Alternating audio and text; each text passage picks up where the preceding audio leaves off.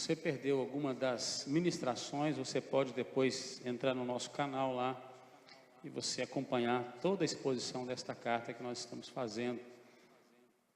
Que você tome boas decisões em Cristo Jesus sobre tudo aquilo que nós estamos recebendo do Senhor nesses dias. Capítulo 2, do verso 1 ao verso 10, diz assim a palavra do Senhor: despojando-vos, portanto, de toda maldade e dolo, de hipocrisias e invejas, e de toda sorte de maledicências, desejai ardentemente, como crianças recém-nascidas, o genuíno leite espiritual, para que por ele vos seja dado crescimento para a salvação.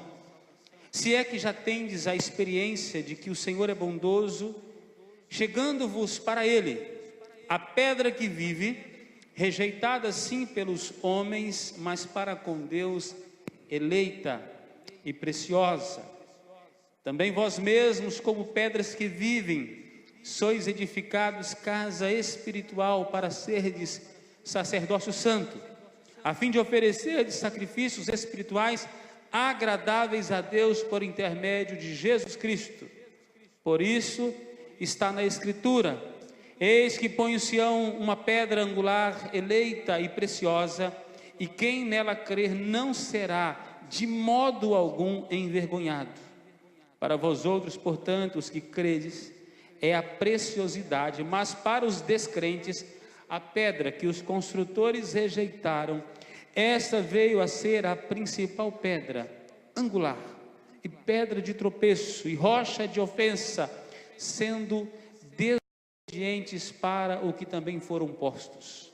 Vós, porém, sois raça eleita, sacerdócio real, nação santa, povo de propriedade exclusiva de Deus, a fim de proclamardes as virtudes daquele que vos chamou das trevas para a sua maravilhosa luz. Vós sim, que antes não erais povo, mas agora sois povo de Deus, que não tinhais alcançado misericórdia, mas agora alcançastes misericórdia. Baixe sua cabeça, ora o Senhor neste instante. Peça a Ele para abrir o seu coração à palavra do Senhor nesta noite, e para Ele te dar coragem para decisões que você precisa tomar diante da palavra do Senhor, em nome de Jesus.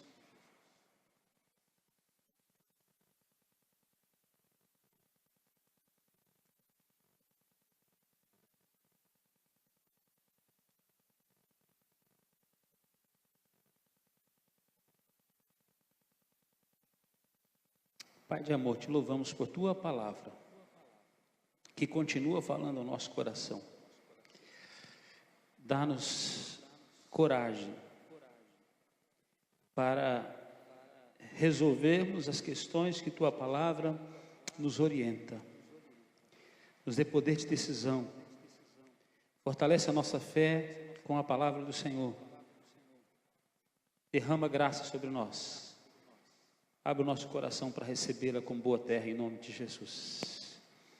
Amém. Como você tem construído a sua vida? Quais são os fundamentos pelos quais você tem construído a sua vida?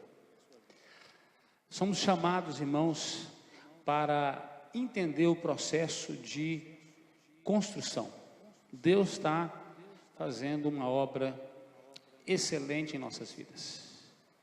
E nós somos chamados a participar desta construção, desta obra de Deus em nós. Podemos até dizer que nós somos um canteiro de obra do céu.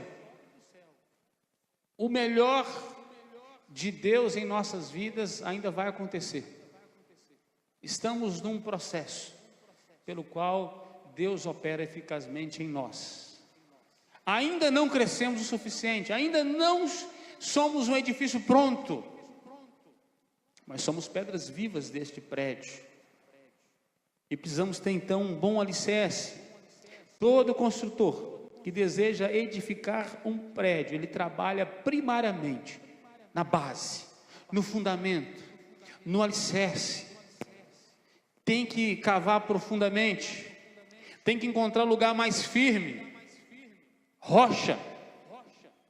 Tem que fazer o bate-estaca para que o prédio fique bem enraizado, fique bem firmado, e assim ele possa receber os seus andares, a sua construção, o seu acabamento, para que possa suportar todo o peso, para que possa suportar o vento, as tempestades, para que ele possa estar bem construído. Então, antes de construir, é necessário, inclusive, avaliar bem o terreno. A Bíblia fala sobre onde construir. Não adianta lançar o alicerce sobre um lugar que não é sólido. Não adianta construir na beirada do barranco, perto do mar, na areia. A Bíblia fala que o lugar é a rocha, o lugar firme.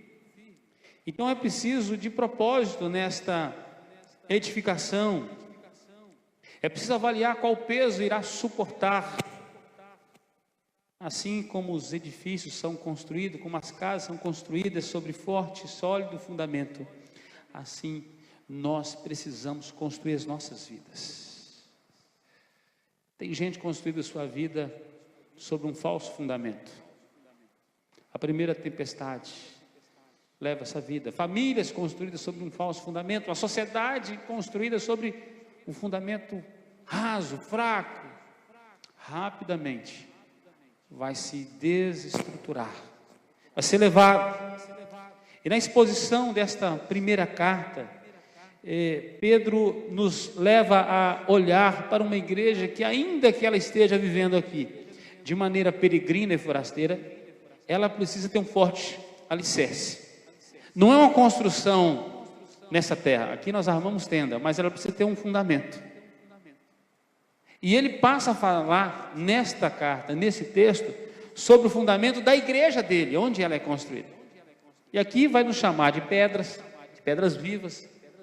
E ele vai usar essa terminologia para falar sobre algo que Deus está construindo. Todo o Antigo Testamento foi pano de fundo para a construção deste edifício bem ajustado, dessa casa que é a habitação de Deus, que somos nós, a igreja do Senhor Jesus Cristo. Então Pedro, inspirado pelo Espírito Santo, passa a falar sobre esse edifício bem construído. E ele inicia essa porção dos 3 primeiros versos aqui, falando sobre algumas atitudes que o crente precisa ter na busca dessa edificação. E depois ele passa a falar da edificação em si, sobre o fundamento principal. Primeiro, no versículo 1, ele utiliza uma palavra despojar. Despojar. Ele passa a desafiar aqui, a nos desafiar a retirar, a palavra despojar, retirar do nosso caminho, a despojar, a remover aquilo que nos impede de sermos bem construídos pelo Senhor.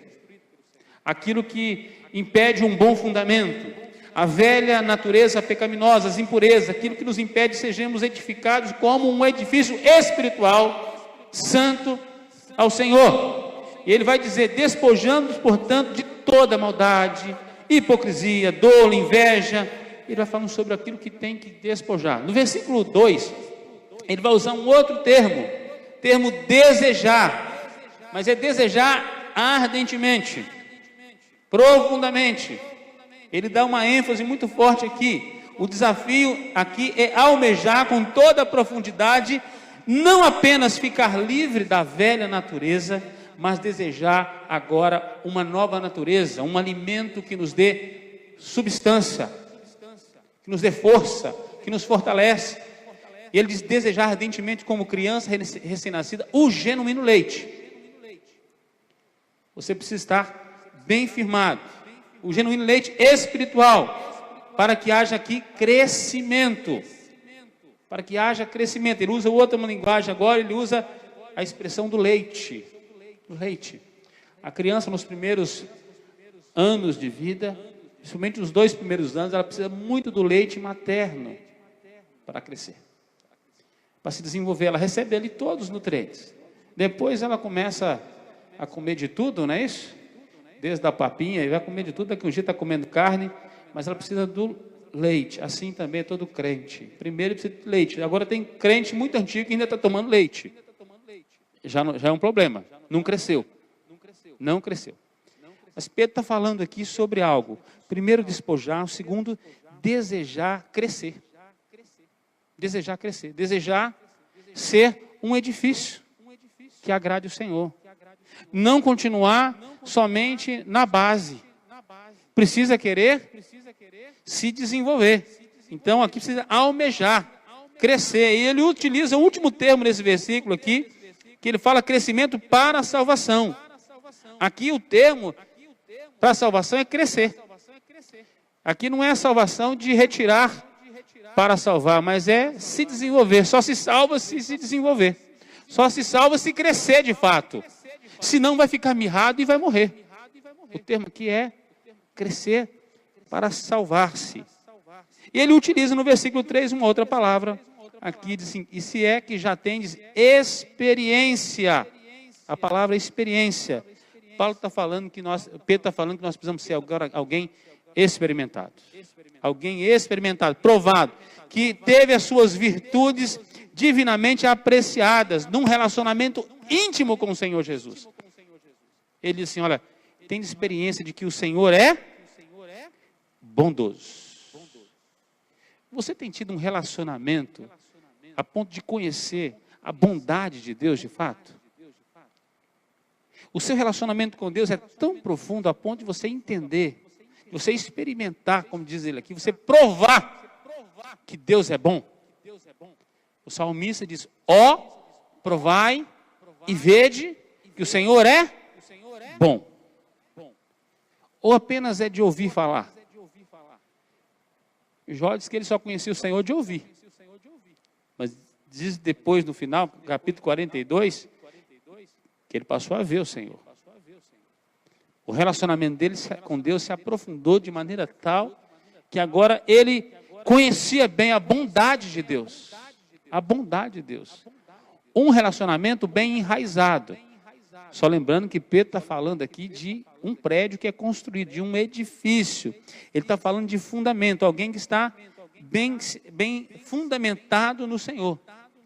A pessoa que conhece essa bondade de Deus, também pode ser expressado naquilo que está lá no Salmo 16, versículo 11.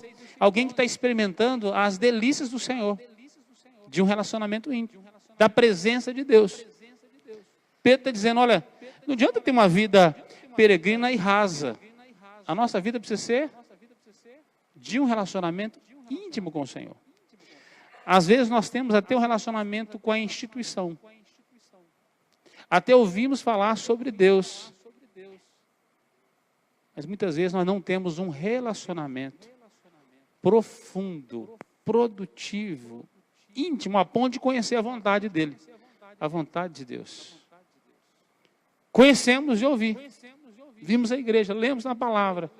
Mas não experimentamos ainda, não provamos da bondade do Senhor. Ainda não chegamos ao nível de Davi, que ele diz que na presença do Senhor há delícias. Talvez o seu culto tenha sido insosso, tem sido um culto cansativo. Você não se enche plenamente na presença do Senhor, porque ainda falta intimidade. A gente, quando a gente está com quem a gente gosta, parece que o tempo voa. É tão bom estar juntos, não é isso? É tão bom experimentar a presença de pessoas amáveis. Assim precisa ser a nossa vida com o Eterno. Agora, do versículo 4 até o versículo 10, Pedro passa agora a mostrar esses fundamentos. Esses fundamentos manifestam na vida da igreja. Não agora do indivíduo, que ele chama, mas agora ele chama da igreja do Senhor Jesus. Como esse fundamento deve estar construindo esta igreja, a igreja do Senhor Jesus. Assim nós aprendemos aqui pelo menos 3 fundamentos sólidos, é isso que eu queria nessa noite trazer ao seu coração, onde Jesus está construindo, e onde a igreja é construída, onde está o fundamento, onde está baseado o fundamento da igreja. Primeiro, fundamento sólido da igreja está baseado em sua natureza. A natureza da igreja. Observe, versículo 4. Chegando-vos para ele, diz o texto, a pedra que vive, rejeitada sim pelos homens, mas para com Deus, eleita e preciosa. Chegando-vos, pois, a ele, ou para ele, a pedra que vive. Para entender a natureza, precisamos começar pelo termo aqui. Pedra. Por que Pedro vai usar esta palavrinha aqui para falar sobre a natureza da igreja? Onde o apóstolo registrou essa palavra? O que ele está usando aqui nesse texto? Primeiro, Pedro está remontando aqui uma passagem lá do Antigo Testamento, que está no Salmo 118, versículo 22 e 23, que diz: a pedra que os construtores rejeitaram, essa veio a ser a principal pedra angular, isto procede do Senhor e é maravilhoso aos nossos olhos. Quem é a principal pedra do edifício? A Bíblia fala que Jesus é o cabeça da igreja, mas também ele é a pedra angular, é a principal pedra, é a pedra que, se tirar ela, o prédio cai. Qual que era o pensamento de Pedro? Eu não sei se você já viu os portais. Eu tive num lugar e eu pude ver os portais deste e ver as pedras cunhadas ali. Então tem toda uma estrutura de um arco, ele é todo remontado de pedra, e há uma pedra que ela tem quase que um formato de um triângulo cortado à ponta.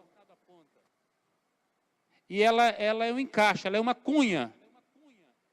E todas as outras pedras dependem dela. Se você tira, o portal cai. Então você entra nas cidades mais antigas, no Egito, em Israel, você vai ver esses portais.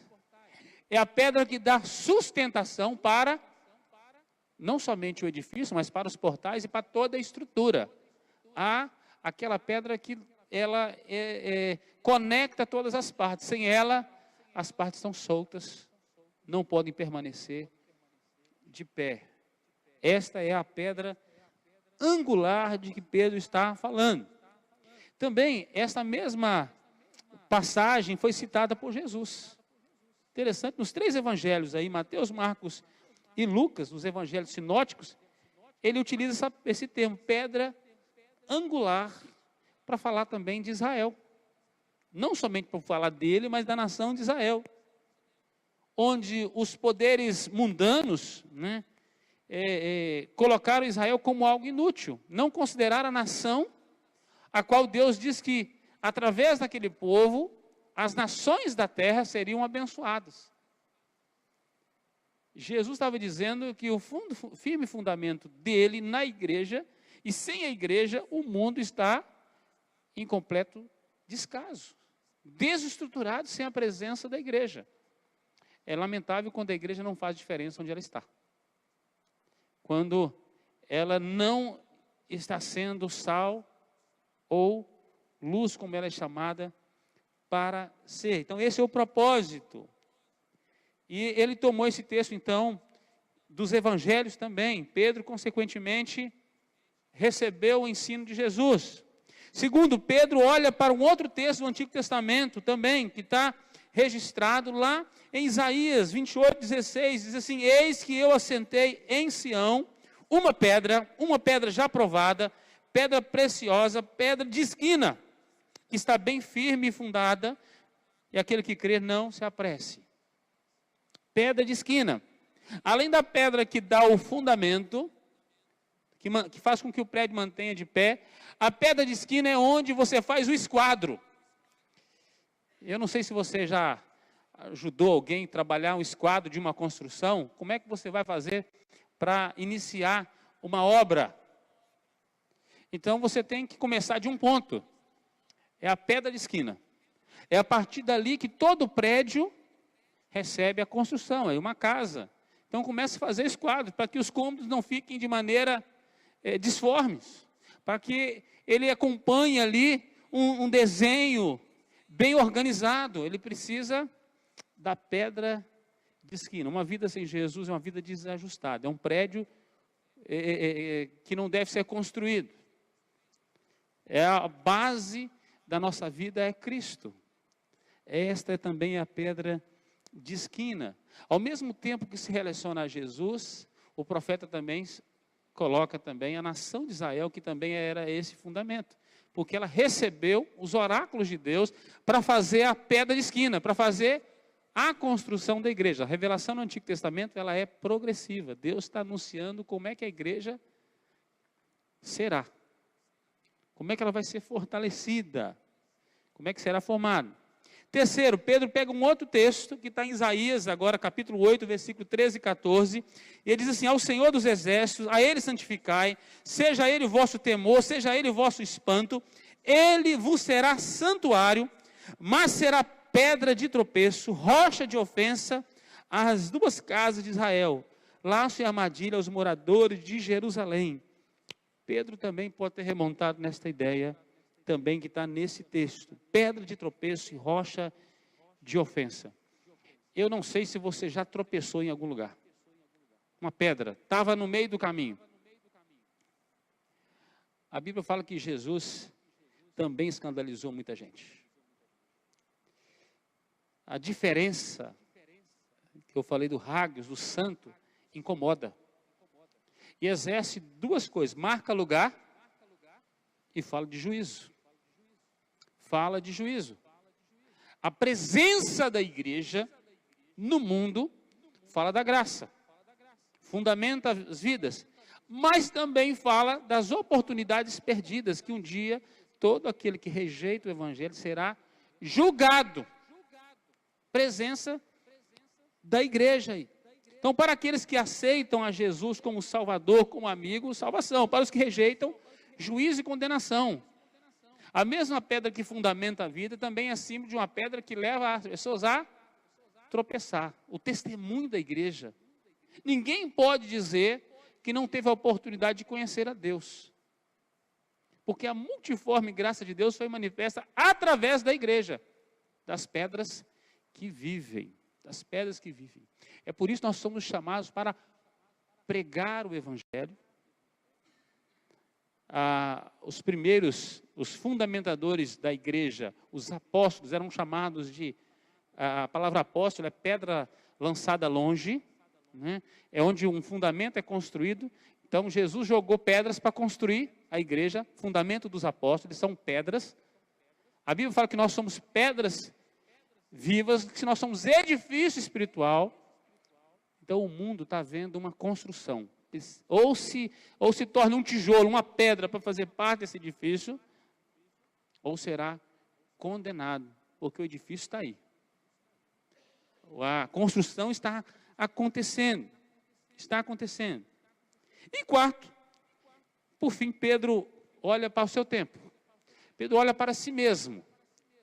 Porque Pedro deu o testemunho, deu a sua profissão de fé, sua confissão de fé, a confissão mais linda da história, Pedro fez. Jesus pergunta para os discípulos: olha, o que o povo está dizendo a meu respeito aí? O que o povo pensa que eu sou? E aí trouxeram o relatório. Olha, um diz que tu és Elias, João Batista, ou um dos profetas. E vocês? Que dizeis que eu sou? E Pedro faz a boa confissão: tu és o Cristo, o Filho do Deus vivo. Quando Pedro faz esta confissão, ali em Cesareia de Filipe, Jesus lhe responde: também eu te digo que tu és Pedro. Até então ele não recebia esse termo ainda. Mas Jesus disse assim: eu quero dizer que você é pedra. E sobre esta pedra edificarei a minha igreja. O edifício que Jesus está construindo não é Pedro. Na verdade, Jesus está dizendo: Pedro, você faz parte do prédio. Você é uma pedra, Pedro. Então, Jesus mudou o nome desse moço agora chamado Simão Pedro. E diz sobre essa confissão sua de que eu sou o Cristo. Esta pedra é o fundamento da igreja. A igreja é construída a partir do fundamento de que Jesus é o Cristo. É o Cristo. Tu és o Cristo, o Filho do Deus vivo. A nossa vida é fundamentada em Cristo. Pela manhã eu falei sobre uma vida sem Cristo e uma vida com Cristo. Onde Cristo pode fundamentar essa vida é uma vida diferente. Então a igreja é edificada sobre a fé do crente fiel. Ela é bem fundamentada. O crente é como um tijolo no edifício que é a igreja. Então, e edificado pela fé em Jesus. Essas são as origens, então, desta passagem. Esta é a natureza da igreja. A natureza da igreja é pedra. É fundamento. É o alicerce. É Jesus Cristo. A igreja só existe porque Jesus dá sentido a ela, como pedra de esquina, como pedra angular, como sólido fundamento. Se Cristo está fora, a igreja deixa de ser uma instituição qualquer. Se o cabeça abandona o corpo está morto. Se os ramos abandonam a videira, seca, morre. Só a vida no corpo. Só a vida conectada ao Senhor do corpo. Só a vida no bom prédio, para o bom prédio, se ela estiver conectada ao fundamento principal. A natureza da igreja é Cristo. Por isso a igreja precisa ser cristocêntrica na pregação e na vida prática. Então Pedro traz, a partir dessa passagem, né, que nós lemos, algumas coisas que nós aprendemos em relação à natureza da igreja. A essa natureza. Primeiro, que todo cristão é assemelhado a uma pedra vivente e é comparado a um edifício. É comparado a um edifício. Você faz parte de um todo, o qual Deus está construindo. A vida cristã nunca será uma ilha individual, separada. É sempre o espírito de comunidade, de coletividade. É um corpo vivo. Tem gente que fica desgostoso com a igreja. Para de congregar. Diz que vai fazer o culto na sua casa. Diz que vai servir a Deus sozinho. Está morto. Cortou da videira, é um galho seco. Morto. Os pais da igreja pregaram muito que não há vida fora da igreja. Não há vida fora do bom prédio. Não há vida fora da videira. Nós precisamos muito do relacionamento com nossos irmãos, que muitas vezes tem muitas rosas, mas tem muito espinho também, para a vivência, para o crescimento, para a edificação do corpo. Todas as partes são importantes, e todos estão fundamentados na mesma pedra, a pedra angular, que é Cristo Jesus. Há um famoso relato a respeito de um rei, o rei de Esparta. Diz que o rei de Esparta recebeu um monarca que veio visitá-lo. Enquanto esse rei veio visitá-lo, ele começou a falar sobre as glórias de Esparta e dizia o seguinte: olha, a nossa muralha é indestrutível. A muralha de Esparta ninguém entra. É indestrutível. E o rei que visitava ali olhou e falou: mas eu não vejo muralha nenhuma. E aí o rei de Esparta apontou para os seus soldados que estavam por perto e falou assim: cada um deles é um tijolo é uma pedra nesse muro. Os fortes guerreiros espartanos, eles sim são um muro. Se um está fora, o muro está quebrado. O muro só existe porque existem os fortes valentes de Esparta. Assim é a vida da igreja. Fazemos parte de uma conexão maior. Nós não podemos deixar de congregar, como lemos hoje em Hebreus. Fazemos parte, devemos nos admoestar, visitar uns aos outros, irmãos, sentir sua falta. Você é uma pedra, o prédio estava faltando um tijolo hoje. Faltava um tijolo, era você. Não é a mesma coisa sem você. E você sem o prédio não é nada.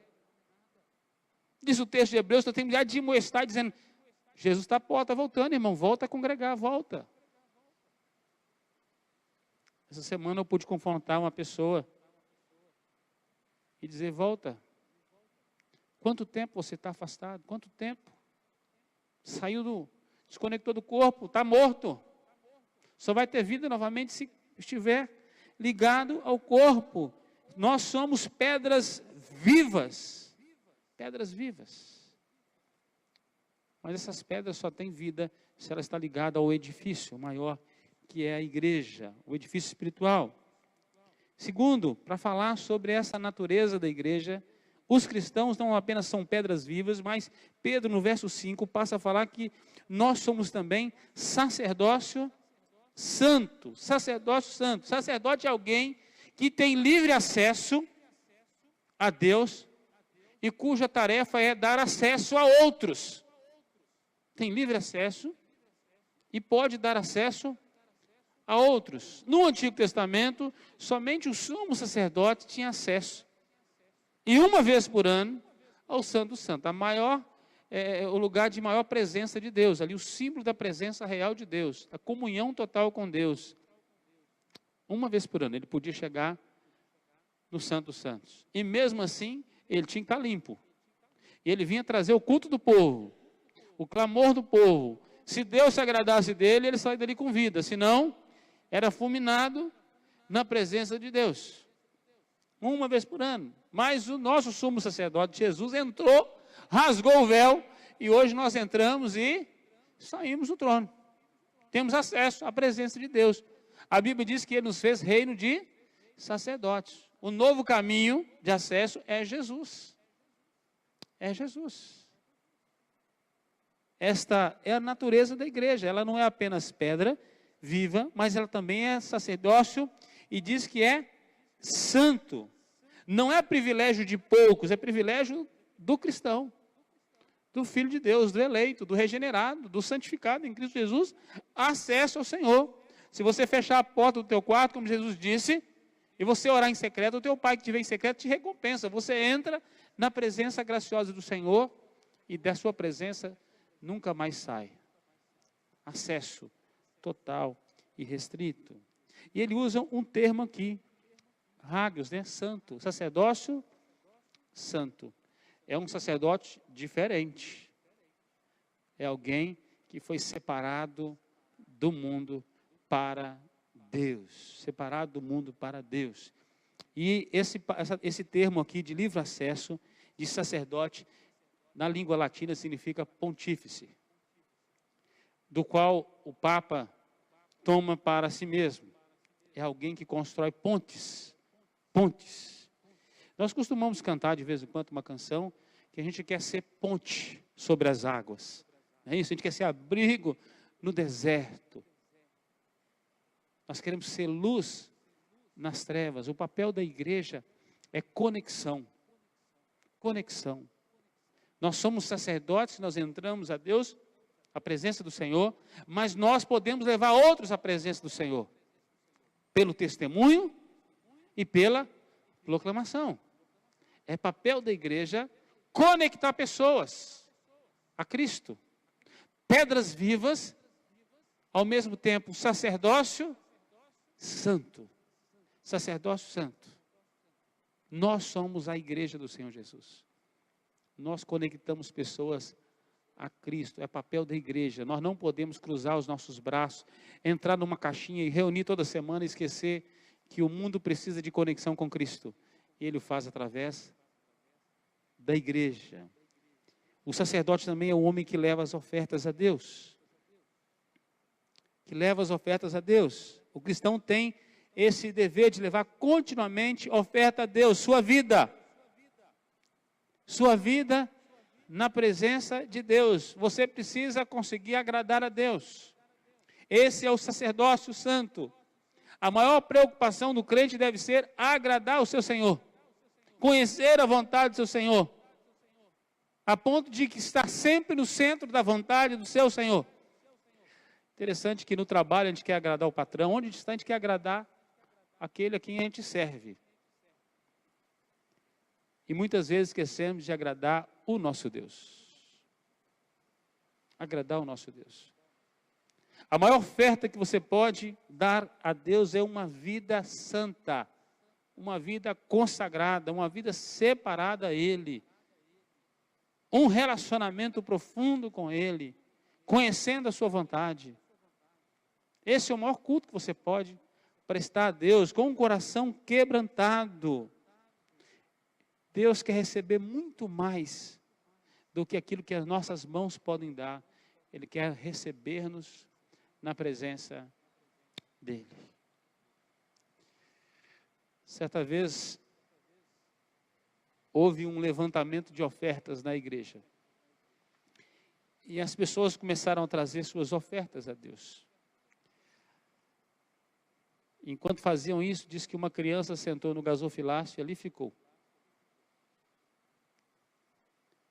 Alguém incomodado com aquela criança exatamente em cima do gasofilácio, que não tinha como os ofertantes colocar as suas ofertas, foi retirar. E o pastor falou assim, não retire. Porque tudo que ela tinha, ela está entregando. Esta criança está se entregando a Deus. Toda ela é a oferta. É o maior presente que ela podia dar. O papel do sacerdote também é levar a oferta ao Senhor. A oferta da vida. O bom testemunho. Porque ele cumpre na sociedade um bom papel como crente, como servo de Deus, é um homem de oração, é uma mulher de oração, é uma mulher temente a Deus, é um homem temente a Deus, que ama os filhos, que ama a esposa, que faz bem à sociedade, que prega o evangelho, que tem uma vida diferenciada. Esse é o melhor culto. Eu digo que no domingo nós devemos vir trazer aquilo que vivemos durante a semana. Às vezes nós vimos buscar. O culto nunca deveria ser o lugar de busca, porque culto fala de oferta, de entrega. Deveria ser de entrega. A semana inteira poderia ser uma busca. A igreja cristã mudou o sacerdócio. Aos domingos vem a igreja para serem enchidos novamente, porque estão vazios, que passaram a semana sem uma busca. Quando era para vir ofertar ao Senhor, uma vida superlativa, diferente. Deram um bom testemunho, pregaram o evangelho, amaram os órfãos, as viúvas, cuidou daqueles que tinham necessidades, assistiu a todos aqueles que precisavam, usou do seu trabalho como um lugar para propagação do evangelho, da obra de Deus.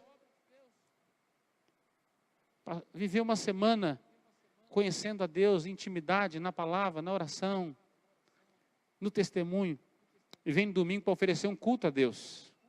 O culto é a Deus. Nós presbiterianos entendemos que nós viemos a um culto para cultuar a Deus, não para ser agradado no culto. Os louvores são para Ele. Nós vimos para prestar adoração ao nosso Deus. O nosso culto ele é cristocêntrico. E como sacerdote nós queremos que aquela fumaça suba, que seja um aroma suave a Ele. E nós estamos nos tornando aculturados como a igreja brasileira. As pessoas vêm para o culto porque estão vazias, estão precisando se encher.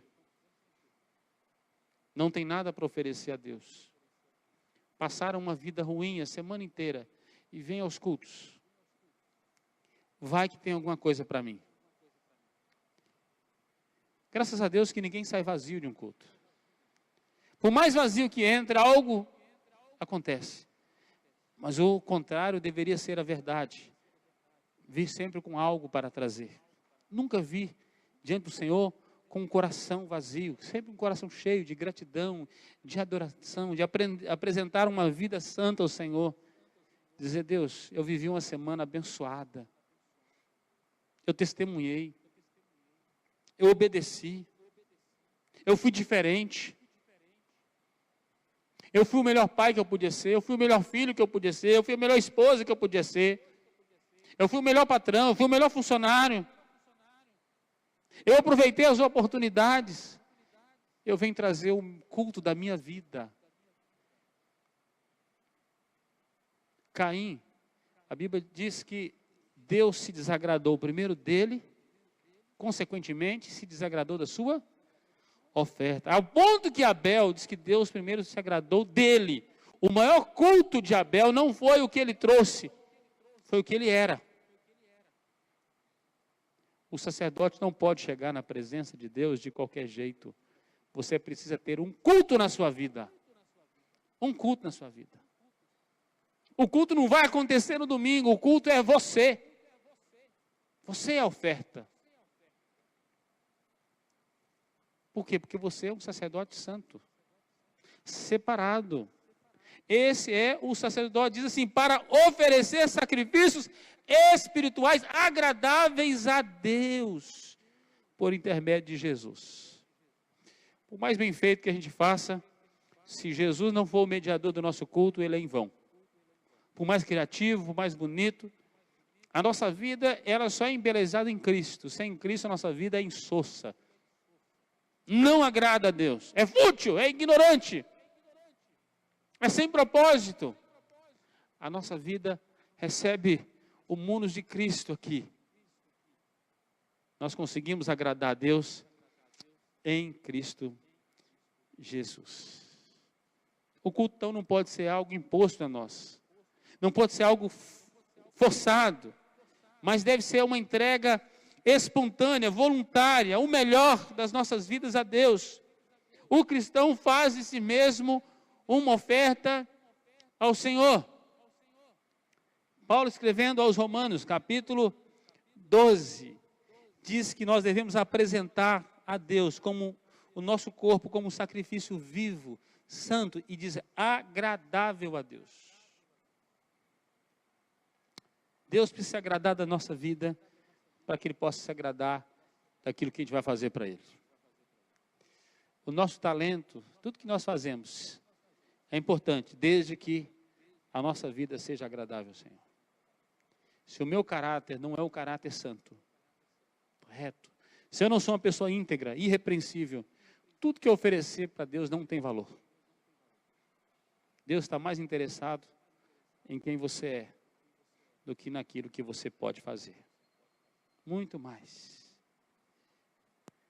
Ainda falando da natureza da igreja, Pedro vai falar sobre a função da igreja.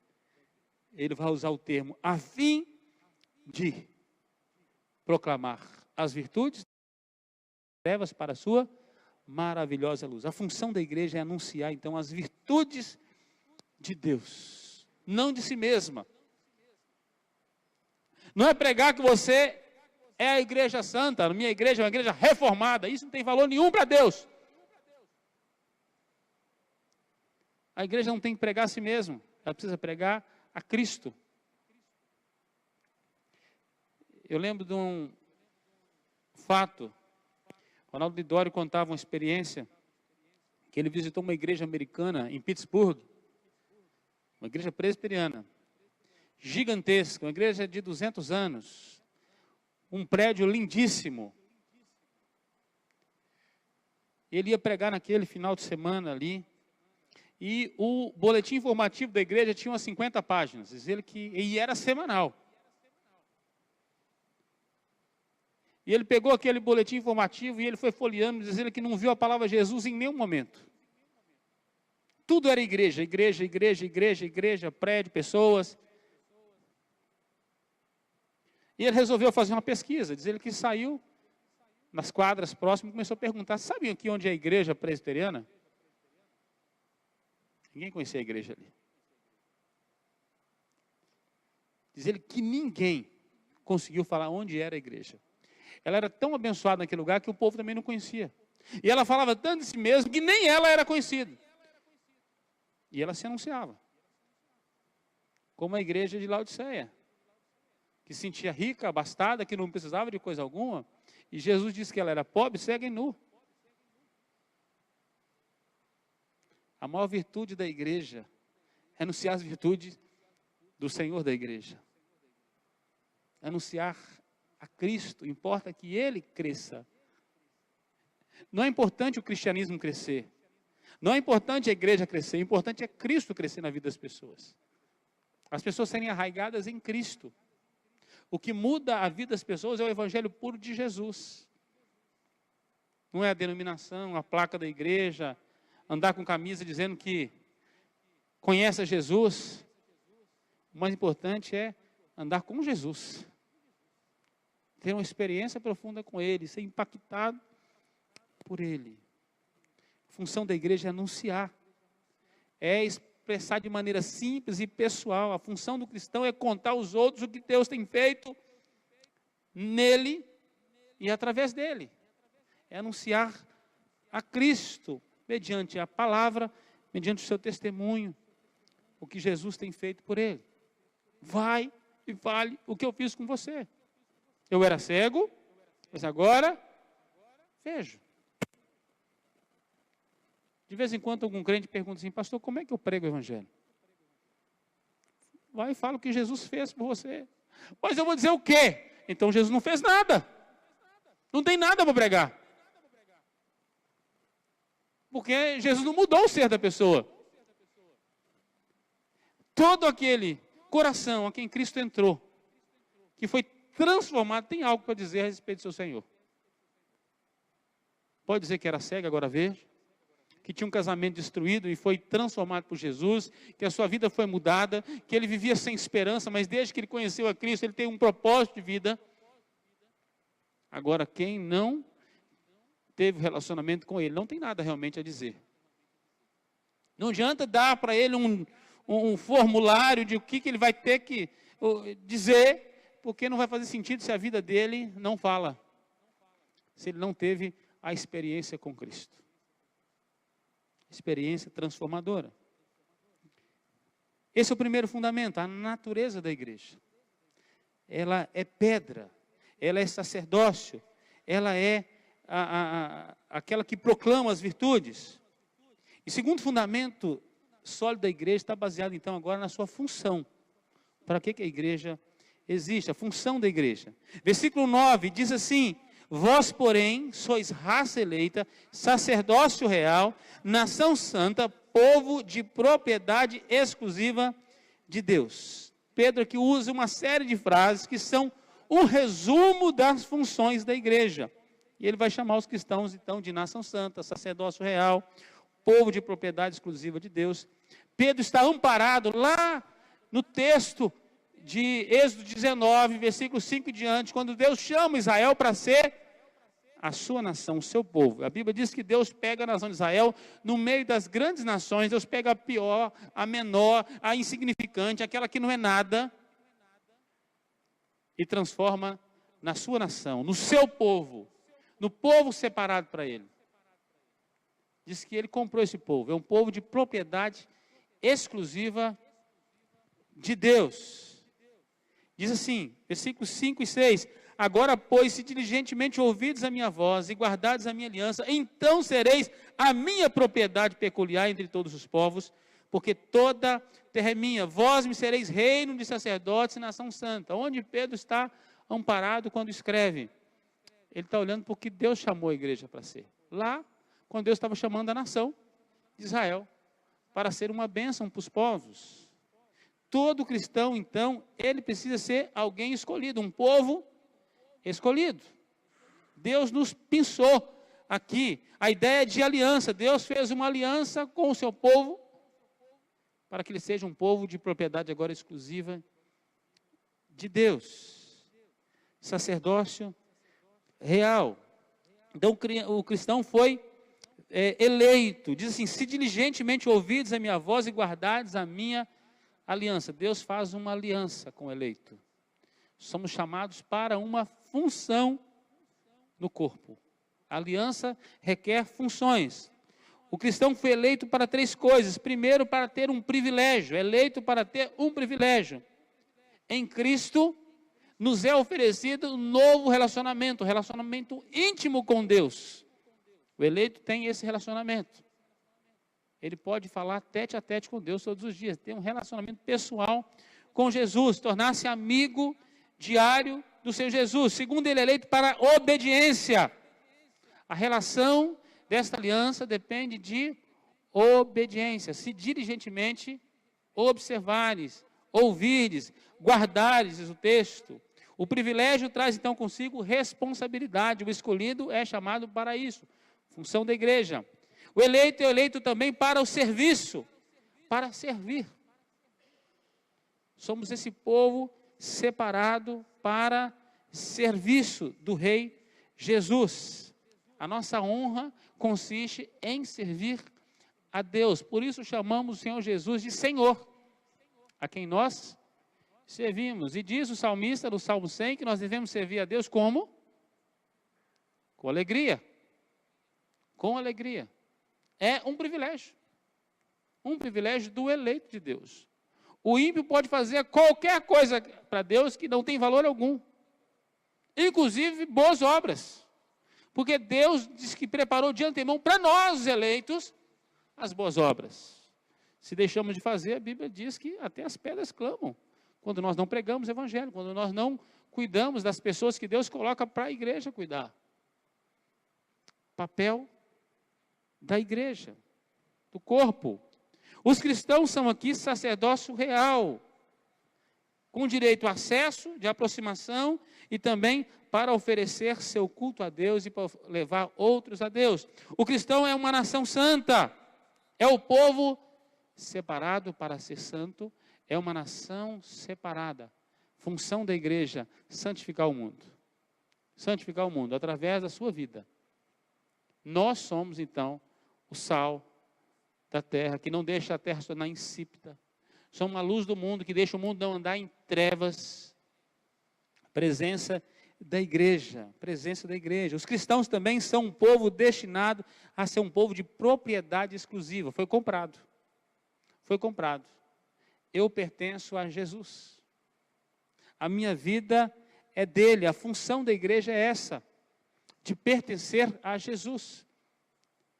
Ainda que você tenha um bico lá no trabalho, a sua função é que você pertence a alguém que tem um valor muito mais estimado do que você pode receber lá no seu trabalho. Você está ali trabalhando, mas você serve a um Senhor que te comprou, com preço do seu sangue precioso, que está lá no capítulo 1.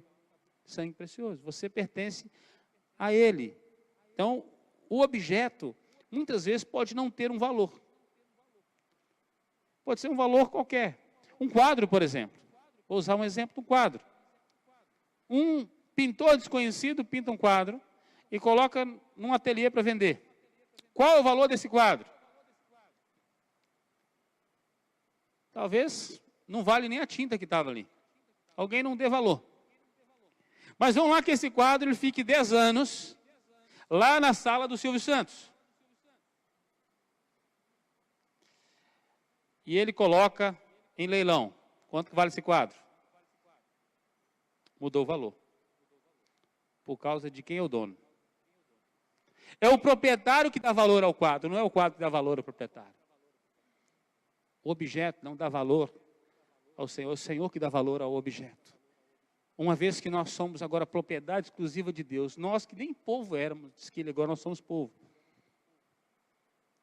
A Bíblia diz que nós éramos inimigos, mortos, nosso delito de pecado, não tínhamos valor intrínseco algum. Mas Jesus colocou valor em nós. Ele diz que nós somos preciosos para Ele. Ele comprou com o seu sangue precioso. Nós somos propriedade exclusiva de Deus, nós somos menina dos seus olhos. O Senhor se agrada do seu povo. O Senhor Jesus deu para nós um valor que nada nesse mundo pode comprar. Fomos comprados pelo seu sangue precioso. Não tem como pagar o valor que Ele nos deu. Aí nós podemos cantar que nós temos valor. Não um valor que estava em nós, mas um valor que foi nos colocado por propriedade. Por causa do selo. Porque pertencemos a um dono, e esse dono diz assim, vale mais do que o mundo inteiro. Não é isso que Jesus disse? Uma alma vale mais do que o mundo inteiro. Por causa do valor que o dono deu. Ele disse assim, agora vocês são propriedade exclusiva minha. Quando mexe com o meu povo, mexe comigo. Todas as vezes que a nação de Israel clamou, no aperto, Deus entrou na frente e falou, esse negócio agora é comigo. Não importa se eram os filisteus, se eram os amorreus, se eram os cananeus, se eram os midianitas, se eram os assírios, se eram os babilônicos. Quando a nação sofria aperto, clamava o Senhor, Deus fazia assim, é meu povo. É meu povo. Aí Deus entrava na batalha. O Senhor dos exércitos entrava na batalha, dizendo, é o meu povo. É o povo a quem eu dou valor. Ainda que antes era vulgar, sem valor algum. Em Cristo, a igreja agora tem uma função.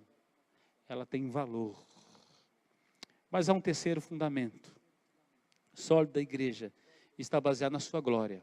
A glória da igreja. Versículo 9 vem da parte B até o verso 10. Diz assim: a fim de proclamardes as virtudes daquele que vos chamou das trevas para a sua maravilhosa luz. Vós sim, que antes não erais povo, mas agora sois povo de Deus, que não tinhas alcançado misericórdia, mas agora alcançastes misericórdia. Agora Pedro passa a falar das coisas das quais o cristão tem que ser testemunha, as coisas que Deus tem feito em favor dele. Deus chamou o cristão das trevas para a sua luz. Nunca esqueça disso, que você saiu das trevas, que você estava em trevas. Quando a gente vai estudar filosofia, uma das perguntas que os professores fazem é essa: de onde você vem? Eu lembro na primeira aula de filosofia que eu tive. Eu venho das trevas. De que trevas? Trevas da ignorância para as trevas da sabedoria da filosofia. Na aula, aprendi isso. Mas aqueles da filosofia continuam em trevas. Mas aquele que conheceu a Cristo saiu das trevas de fato para a maravilhosa luz. Maravilhosa luz. Esse é um transporte do império de trevas para o reino do amor de Cristo. O cristão é chamado então para sair das trevas e para estar na luz. E uma vez que está na luz, ele precisa agora andar na luz. Andar na luz. Em trevas ele não consegue enxergar. Em trevas ele não consegue ver as pedras, as circunstâncias difíceis, os inimigos, adversários, mas na luz sim. Somos filhos da luz, para andar na luz da palavra. E é através da luz que nós conhecemos o nosso Deus, na luz de Jesus. Lá em João 14, 9 diz o seguinte: disse Jesus: quem me vê a mim, vê o Pai. A luz de Jesus dá o conhecimento do Pai. Só conhece Ele quem está na luz com Ele. João começa o Evangelho de João falando sobre trevas e luz. Trevas e luz. Trevas e luz. Isaías fala que aquele que estava em obscuridade viu a luz. O evangelista Lucas, falando sobre a vinda do Senhor Jesus, fala que o povo que andava em trevas viu grande luz. É esse retrato o tempo todo. Trevas e luz. Trevas e luz. A luz da verdade, da palavra dele. Eu sou o caminho, a verdade e a vida. Quem não vem por ele não conhece o Pai. Segundo, os que não eram povo, Deus fez povo. Onde Pedro estava pensando? Oséias. Oséias diz que a nação de Israel Deus chamou de desfavorecida. E a nação desfavorecida diz que Deus resolveu chamar de meu povo. Quem não era, passou a ser. Povo de Deus. Povo de Deus. Essa é a glória da igreja. Somos agora o povo que vai morar no céu. O povo de Deus. O cristão também é resgatado de uma condição miserável, e ele termina o texto para uma condição de misericórdia. Diz assim: olha, vós que antes não tinhais alcançado misericórdia, agora alcançaste misericórdia. Deus teve compaixão de nós. Compaixão de nós. Todos os dias, quando o sol aparece, a misericórdia do Senhor renovou sobre nós. Somos o povo da misericórdia. A glória da igreja é saber que para o povo de Deus há sempre misericórdia. Deus é misericordioso para com o seu povo. Isso é uma característica do amor de Deus. Enquanto todas as religiões não cristãs falam de terror, o nosso Deus fala de misericórdia, de compaixão. Fala de graça. Pedro está escrevendo para esta carta, está dizendo: a igreja do Senhor Jesus, ela tem sólidos fundamentos, ela tem uma natureza, ela nasce em Cristo, ela tem funções, específicas. E ela tem uma glória. Ela anda na luz. Ela é um povo que foi comprado. É uma nação do Senhor. É uma nação santa. E ela é a nação que recebeu a misericórdia do Senhor. Eu quero concluir lembrando das perguntas que eu fiz no início. Como você tem construído a sua vida? Quais são os fundamentos da sua vida? Os fundamentos da igreja nós falamos hoje. Mas qual é o fundamento que você tem construído a sua vida? Será que Jesus tem sido essa pedra principal na sua vida? Será que você tem escorado a sua vida nessa pedra que dá sentido para a sua vida? É Ele o centro da sua vida? Sua vida é uma vida cristocêntrica? Ou é você que está no centro? É você que está dizendo como é que vai andar? É você que está tendo as rédeas da história e você sente que não consegue segurar mais.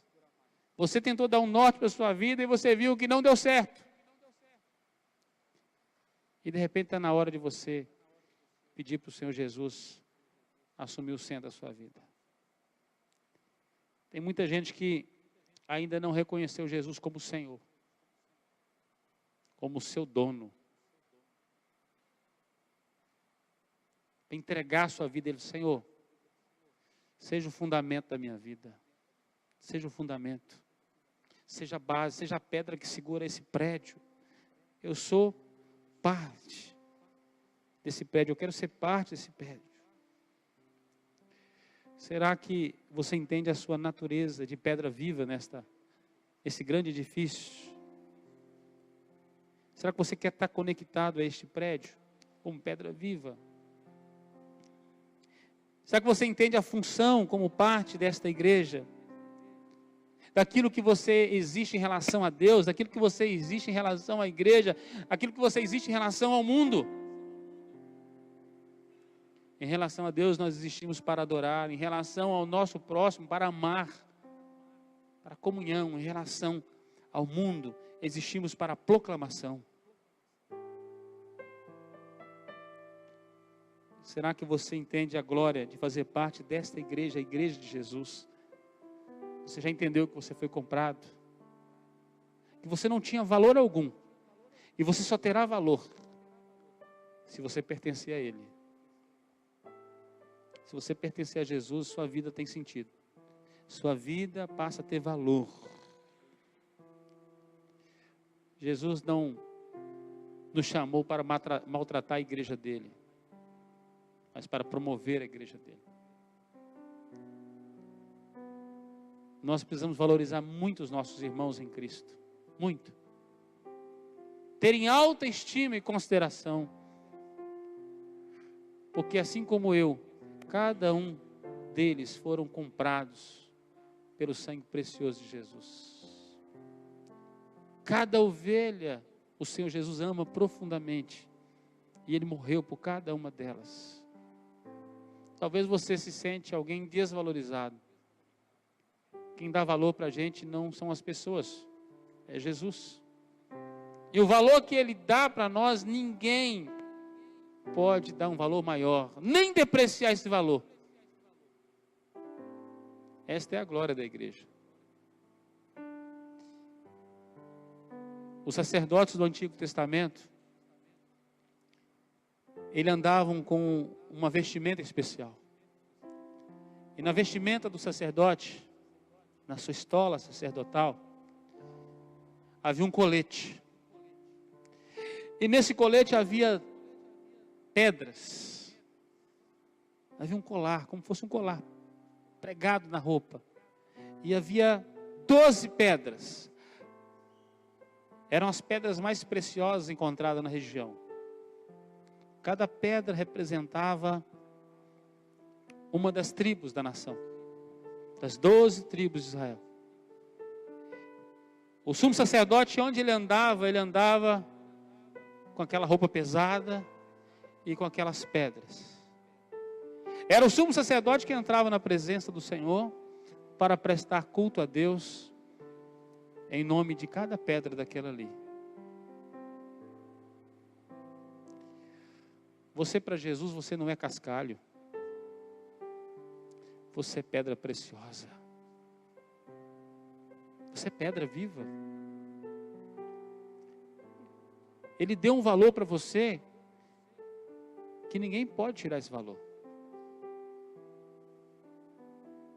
Ele deu tanto valor que ele morreu, derramando o seu próprio sangue.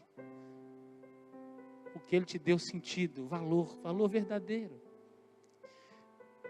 Talvez você não tenha se valorizado como servo de Deus. Você não entendeu a glória de ser igreja de Jesus. Talvez você desvalorize seu irmão, que é tão precioso quanto você. Quando nós somos maledicentes, quando falamos mal do nosso semelhante, estamos querendo tirar o valor que Cristo deu para ele.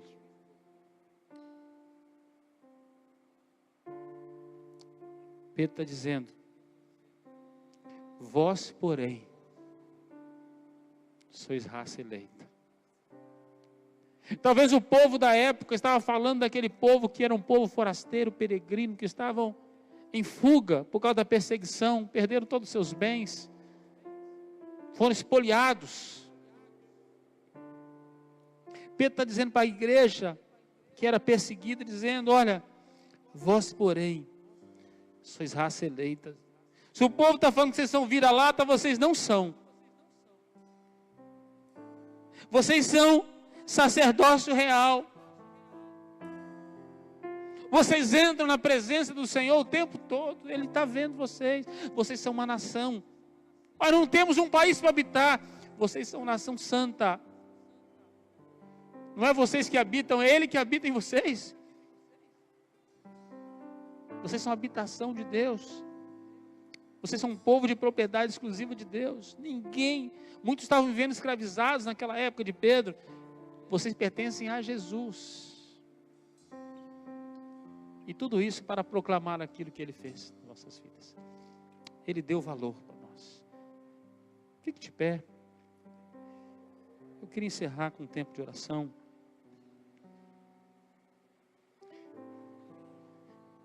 Quem sabe você tem desvalorizado a obra de Jesus na sua vida, reclamado da igreja, reclamado do Senhor da igreja. Jogar pedra na igreja é jogar pedra em você mesmo. Não amar a igreja é não amar a si mesmo. Você é muito especial para Deus. Você é muito especial para Deus. Você faz parte de uma natureza santa, com funções santas. Você faz parte de uma glória maior. A glória que Jesus coloca na igreja, o valor que Ele dá. Eu queria orar nesse momento. Coloca a sua vida diante do Senhor. Ore. Fala: Deus, eu não tenho dado valor. Quando a gente deixa de congregar, a gente está dizendo para os irmãos: olha, não tem valor algum estar com os irmãos. Ah, mas tem muito valor. Tem muito valor, tem todo valor. Eu sou parte do prédio, o prédio só é bonito se eu estiver lá. Se eu não estou lá, está faltando uma pedra. Talvez você está lembrando agora de gente que já congregou com você e que não está aqui. Talvez você precise ir lá visitar, dizendo assim: você é tão importante para Deus, você é tão precioso, como será bom ver você lá comigo. Você precisa dar valor à comunhão, ao congregar, ao estar junto, a fazer parte do corpo. Pai de amor, nós colocamos nossas vidas diante do Senhor. Muitas vezes temos desmerecido a Deus, a obra do Senhor em nossas vidas. Temos desvalorizado o ser igreja. Temos desvalorizado a natureza da igreja, o sólido fundamento da igreja que é Cristo. Talvez muitos de nós tenham alicerçado sua vida em qualquer outro lugar, menos no sólido fundamento que é Cristo. Pedro sabia muito bem do que estava falando, Senhor. De que a igreja só pode estar fundamentada na pedra vivente, na verdadeira coluna. na pedra angular, na pedra de esquina, aquela que dá sentido para a nossa vida, onde nossa vida precisa ser construída. Pai, se alguém adentrou aqui nesta noite, tem construído sua vida em qualquer lugar, menos em Cristo, que seja uma noite de transformação, de cura, de salvação em nome de Jesus. Se alguém nos ouve, ó Pai, e tem, ó Deus, vivido uma vida sem sentido, sem função, mas entendeu que é pedra viva, e o Senhor está chamando para o edifício agora, é tempo de compor o edifício, é tempo de se tornar uma pedra viva nesse edifício, e essa vida está sendo chamada, Senhor. Dê ouvidos que ouça a voz do Teu Espírito. Se há pedras que não têm sido, ó Deus, valorizadas, se não tem dado o próprio valor a si mesmo, ou se tem desvalorizado o outro, possa entender o quão precioso é diante do Senhor. Aquela igreja daquela época, Senhor, vivia um tempo tão difícil. Pedro escreve a um povo que sofre, mas Pedro escreve dizendo exatamente o valor que o Senhor nos dá. Obrigado pelo valor que o Senhor nos dá. É no Senhor que nós somos valorizados. É quando nós morremos para nós mesmos e nós passamos a viver em Ti, é que recebemos um valor que o mundo não pode pagar, não pode comprar, não pode depreciar. Louvado seja o nome do Senhor por isso.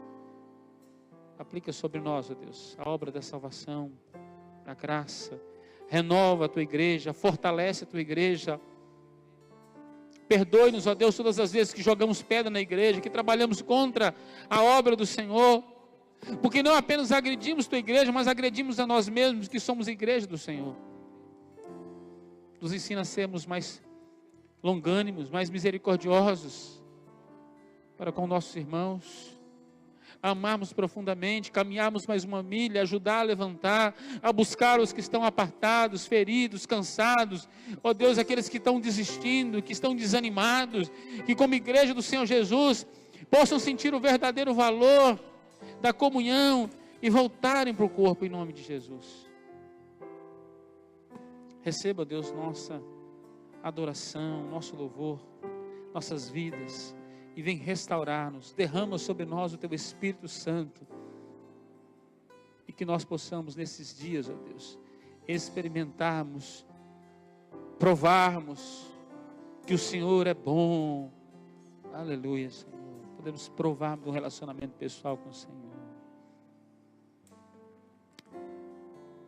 Aleluia, Jesus. Te louvamos por tudo isso, Pai.